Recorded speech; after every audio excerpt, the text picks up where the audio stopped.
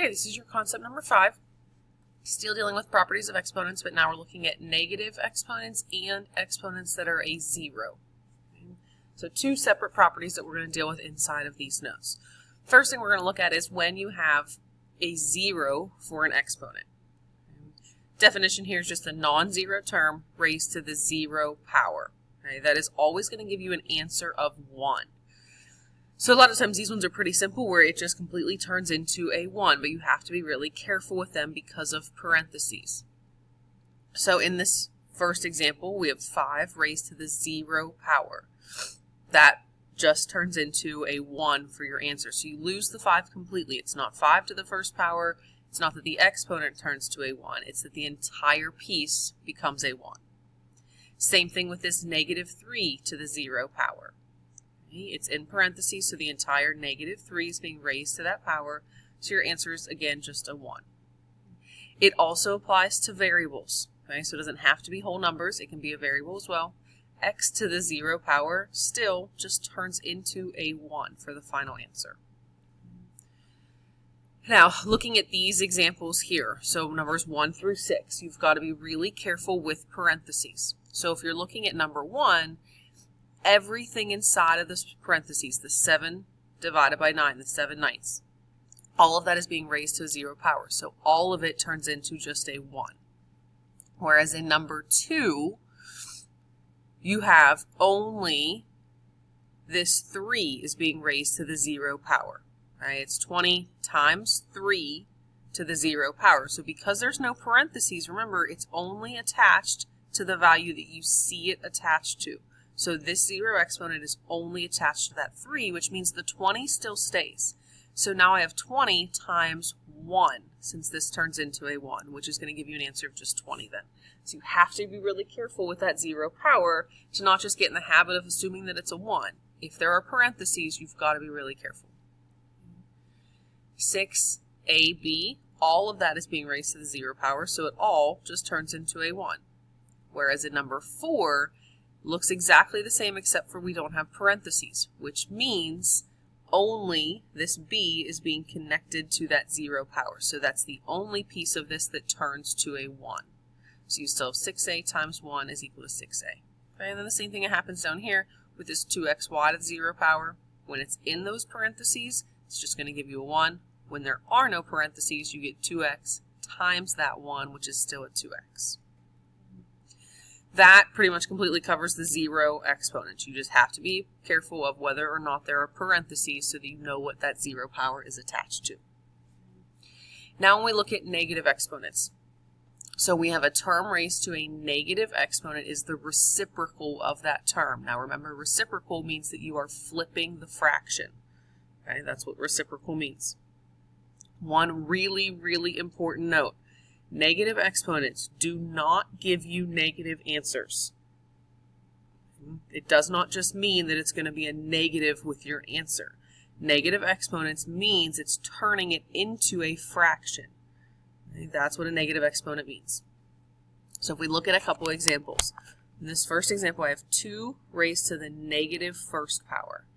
That means that I am raising this 2 to the negative 1 power. So it's going to turn into the fraction of 1/2. I'm going to flip this original fraction and then raise it to the positive first power. So the reciprocal of 2 is 1/2. Because it's to the first power, nothing changes about that, so it's just a 1/2. In the second example, I have negative 8 raised to the second power. So again, because of this negative exponent, right, and it does not matter that this base or this coefficient here is a negative. What matters is that your exponent is negative. Because it's a negative 2, that means it's the reciprocal of negative 8, which is 1/8. Then we raise that to the positive second power. So this negative is just simply telling you to flip this and make it into a fraction. Then you use the positive exponent. So I have 1 over a negative 8 to the second power, which becomes 64. So 1 over 64. Same rule applies if it's a variable. X to the negative 4th. I'm going to imagine this being a fraction, so you can put it over 1 if that helps you. and I need the reciprocal of it, so it gives me 1 over x to the positive 4th then. Now, in this example with this fraction, I have 3/4 and I'm raising that to the negative 2nd power. Okay? So I still have a negative exponent, and I need to flip this fraction. Right? It's already a fraction, so I'm not turning it into 1, but it's still the reciprocal of that. So if my original fraction was 3/4, my new fraction is going to be 4/3 because I'm taking the reciprocal of this original fraction. Same thing that I did here. The reciprocal of -8 is a 1 over -8. The reciprocal of 2 was a 1 over a 2. I flipped the fraction. I'm going to do the same thing here. The reciprocal of 3/4 is 4/3, and then that exponent, same as it has been, that exponent becomes a positive exponent. So now I have 4/3 to the positive 2nd power, which is going to give me a 16/9, because remember, that 2 has to get attached to the 4, so 4 squared is 16, 3 squared is 9. Now, we also have, and it's still doing the reciprocal, but we consider it, it's called the magic bar rule, and it's when you move a term across the fraction bar, right, and it switches the sign of the exponent. That's truly what we were just doing on these last 4 examples. It's considered what we call the magic bar rule, that when it moves across that fraction bar, the sign of the exponent switches. Now again, remember, this only works for negative exponents. Right? It does not matter if your coefficient out front is negative or not. That doesn't change. Only the exponent changes. So I have a -3 to the negative 1st power. If you consider this -3 as being a fraction, I can put that over a 1. So if I move this term to the denominator across that fraction bar, then it changes the exponent to a positive 1, which is what we were doing here. Same thing in number 2. AB to the negative 5th power. All of this is being raised to the negative power. So all of it needs to move to the denominator so that that exponent can become positive. Now in example number 3, this goes back to the first pretest for this section. Right? Pretest number 3, where you were multiplying the same base together, you could add the exponents. So we start out exactly the same way as we have been. I'm multiplying 7 to the negative 6th power times 7 to the 4th power. So you add your exponents because the bases are the same, so it becomes a 7 to the negative 2nd power. Now, because this is negative, you then have to use these new rules where this term moves to the denominator of the fraction. So you take the reciprocal of it, it becomes 1 over 7 to the positive 2nd power, which gives us a 1 over 49. Now, this also applies as if that negative exponent is in the denominator. I am still not allowed to have negative exponents no matter where they are in my fraction. So because this starts out in the denominator, I'm going to move it, again, across that fraction bar, so it's using that magic bar rule, that if I move it across the fraction bar, it makes the exponent positive. It changes the sign of the exponent. So again, I can take the reciprocal of this. The reciprocal of 1 over x to the negative 6 is x to the 6 over 1, technically. When we make that flip, it turns the exponent from a negative to a positive. All right, some more examples on the back. In this case, I have 12 times 4/5 to the negative 1st power, and this is where you have to be really careful with parentheses again. This 12 is not being raised to the negative 1st power. Only the 4/5 is. It's already a fraction, so I'm just going to flip it and make it a 5/4, and that changes this exponent then to a positive 1. Right? Remember, the negative exponent is just telling you to take the reciprocal of that, which is why I flip it to the 5/4. Then we have to finish it. 12 times 5/4. You can do this in multiple ways. You can multiply straight across and get 60 over 4, which will give you your 15, or you can do the work that we have here where we cross cancel a little bit and make this 4 and that 12 reduce to a 3 and a 1, and then multiply straight across and get a 15. Regardless, 12 times 5/4 is still going to give you a 15. Now, in this example here, I have a 5 to the negative 2nd in my numerator divided by a 5 to the 4th.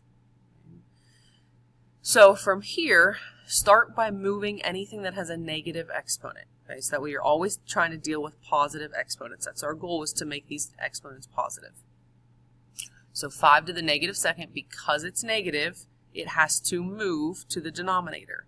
So when I make that move, I'm not going to have anything left in my numerator, so I'm going to have to put a 1 there. Then my new denominator is 5 to the second times the 5 to the 4th that was originally there. Now this goes back to, again, that first pretest with the exponents. You're multiplying two things together that have the same base, so you have to add your exponents to get 5 to the 6th. All right, some more examples using that same rule, and these ones get a little bit bigger. Okay. So I have 2 times x to the negative 4th. Now again, this x to the negative 4th, that's the only piece that's being raised to the negative power. So it's the only piece of this that moves to the denominator. The 2 is going to stay exactly where it is. So it stays in the numerator, and then the x to the 4th becomes your denominator. Whereas in B, looks very similar, but now I have parentheses. So everything is connected to that negative 4, which means everything moves to the denominator. So it becomes a 1 over 2x, still in parentheses, raised to the positive 4th power. Then you still have to take care of that how we normally would. So this 2 gets raised to the 4th power to become a 16. This x gets raised to the 4th power to become an x to the 4th. In C, same rule applies. Move anything that has a negative exponent. So the 7 stays right where it is. It has a positive 1 for an exponent, so it's not going to move. So this x to the negative 2nd has to move. This y to the negative 4th has to move. Then in D, both of these have negative exponents, so they're both going to move, which means in this case they're just going to flip-flop. This y to the 6th is going to become our numerator. The x to the 4th is going to become our denominator. Right? Just remember that when you make that switch, it turns that exponent to a positive. That's the point of making that switch. All right, some more examples down here, and you can kind of follow through them too with the work, now that you should have a better understanding of the negative exponents.